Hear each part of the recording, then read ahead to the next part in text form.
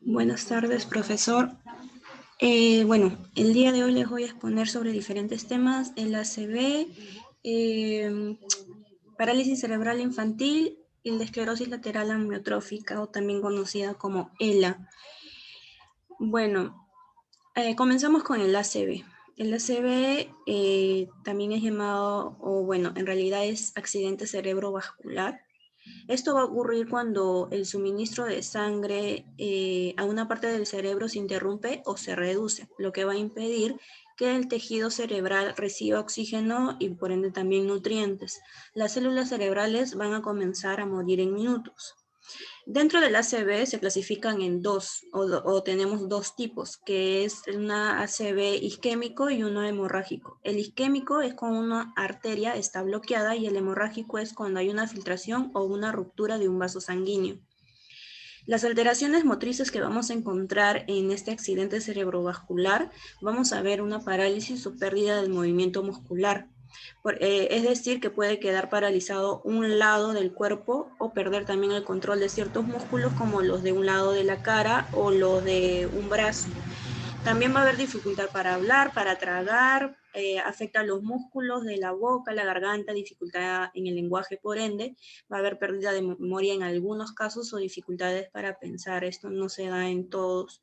También, obviamente, hay problemas emocionales, ya que el paciente se encuentra en ese estado, entonces pierde totalmente su independencia y por ende psicológicamente también se ve afectado.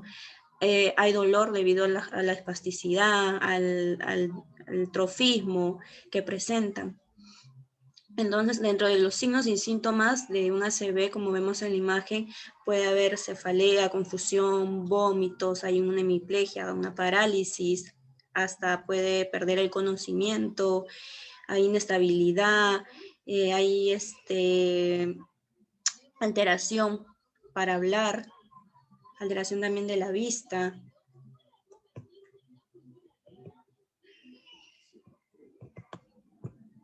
Bien, vamos a tocar las etapas. Tenemos una etapa aguda, una subaguda y una crónica. En las complicaciones en la etapa aguda vamos a encontrar presencia de flebitis, úlceras por presión, la piel y los tejidos se van a romper por un desgaste debido a la sensibilidad que cambia, pudiendo ocurrir la incapacidad para responder a la presión y el malestar por falta del cambio de posición y de movimiento, ¿no?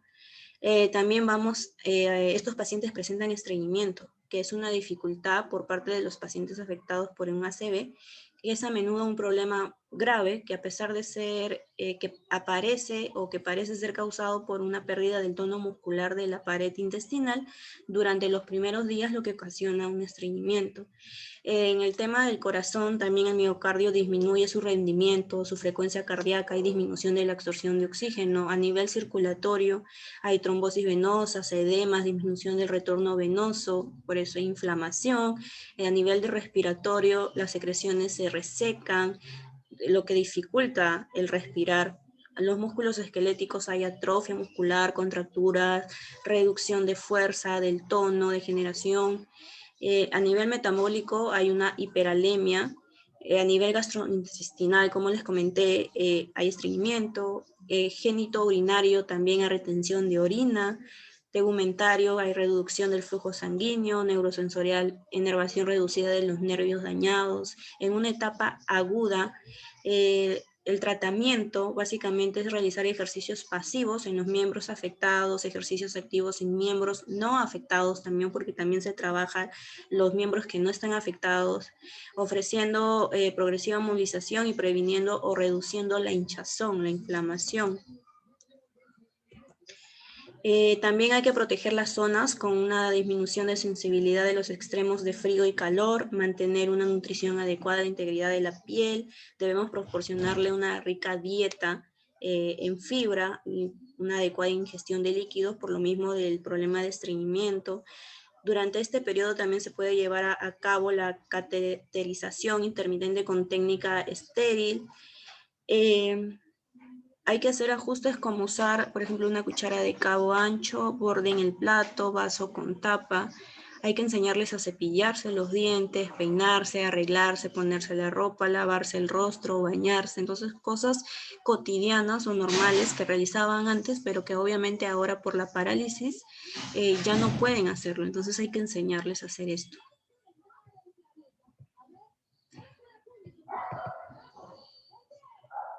Bien, en una etapa subaguda se va a identificar con la aparición de espasticidad e hiperreflexia y normalmente va acompañado de la recuperación motora de los casos favorables, por lo que marcará el inicio de la fase de trabajo activo ya por parte del paciente, ¿no?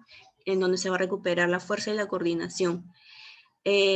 ¿Por medio de qué? Vamos a corregir deformidades ortopédicas, vamos a tener técnicas de regulación de la espasticidad, la cinesiterapia, reeducación propioceptiva y la coordinación, vamos a reeducar el equilibrio en bipedestación, vamos a tener electroestimulación, estimulación sensorial del hemicuerpo afectado, ejercicios para la parálisis facial, terapia ocupacional también para las actividades de la vida diaria, para que se pueda desempeñar o lograr recuperar lo que había perdido, que se vuelva más independiente. En una etapa crónica ya es cuando tienen control de tronco, entonces tenemos que continuar con la terapia previa, progresando la potenciación muscular ya, técnicas de recuperación de la marcha, reevaluación de las ortesis funcionales, valoración del uso de ayudas técnicas. Si hablamos de una rehabilitación motora, vamos a tener varias técnicas. Por ejemplo, está la técnica de Bobak, que va a perseguir el aumento del tono muscular combinado con técnicas de inhibición del movimiento patológico. Luego vamos a tener el método de Kabat, que intenta suscitar o mantener un movimiento voluntario a través de estímulos simultáneos y sincronizados. Tenemos el método de Perfetti, que es un modelo que no solo se basa en la neuromotricidad, sino también en la psicomotricidad. Esto es para recuperar, por ejemplo, el manejo motor grueso, fino del paciente, ¿no? Cómo agarrar una cuchara, cómo agarrar el cepillo de dientes, un peine, cómo insertar cositas en una, por ejemplo, como vemos en la imagen, ¿no? Básicamente lo que se intenta con este método es recuperar funciones motoras, motrices, finas y gruesas. El método de Brunstrom, que es contrario al Bobak, que ya es un modelo que no combate, sino aprovecha el movimiento sinérgico. El método de Bogta, que su característica más importante es facilitar el reflejo de arrastre para distintos segmentos corporales como una respuesta activa a estímulos sensoriales de presión, de tacto, estiramiento, actividad muscular contra resistencia, pero esto suele darse más en niños que en adultos. Luego tenemos el PCI o parálisis cerebral infantil. ¿Qué es el PCI? Es un trastorno del desarrollo del movimiento y de la postura causantes de una limitación en la actividad, en su movimiento, que son atribuidos a una agresión no progresiva sobre el cerebro en desarrollo, en la época fetal o en los primeros años. Por ejemplo, tenemos la parálisis cerebral espástica, que es la forma más frecuente. Los niños con una PC espástica forman un grupo heterogéneo, que por ejemplo donde encontramos la tetraplegia espástica, que es la forma más grave. Esto se puede dar por infecciones intrauterinas o lesiones clásticas. Tenemos la diplegia espástica, que es la forma más frecuente. Presentan afectación del predominio de las extremidades inferiores básicamente y se relaciona con la prematuridad. La hemiplegia espástica existe parecia de un hemicuerpo, casi siempre con mayor compromiso de la extremidad superior.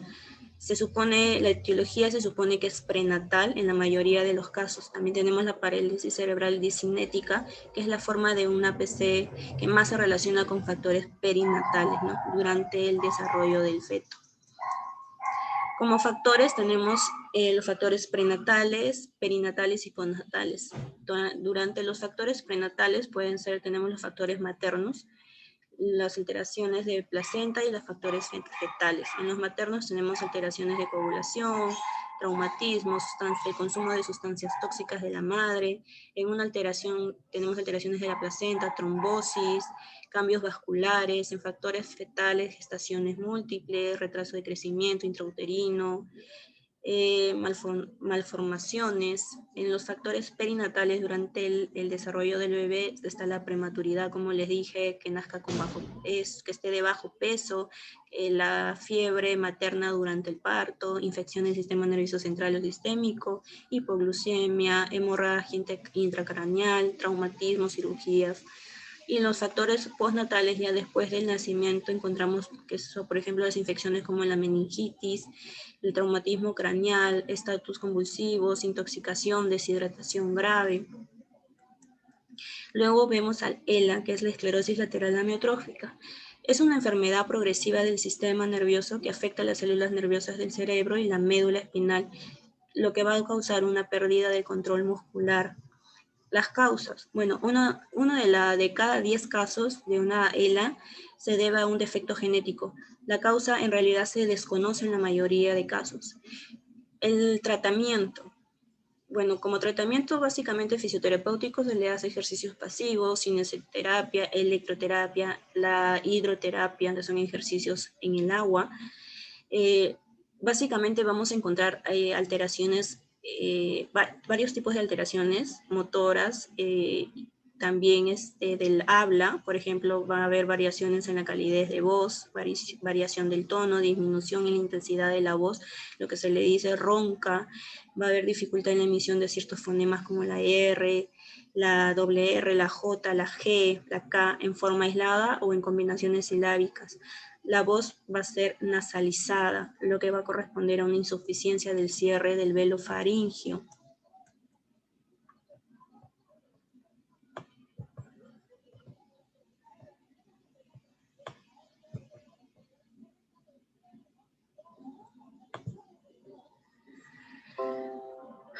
¿Y dónde está lo demás?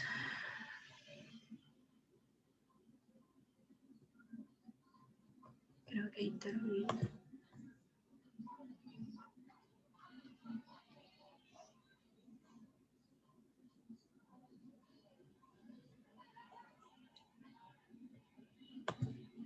Bueno, aparte como otras alteraciones, como les dije, está también el muscular, ¿no?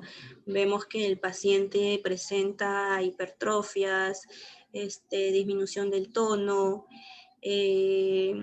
por ejemplo, pierden la habilidad de todos sus movimientos, del caminar, se vuelven totalmente dependientes, tienen dificultades también para tragar, ¿no? Por la afectación de los músculos de la garganta.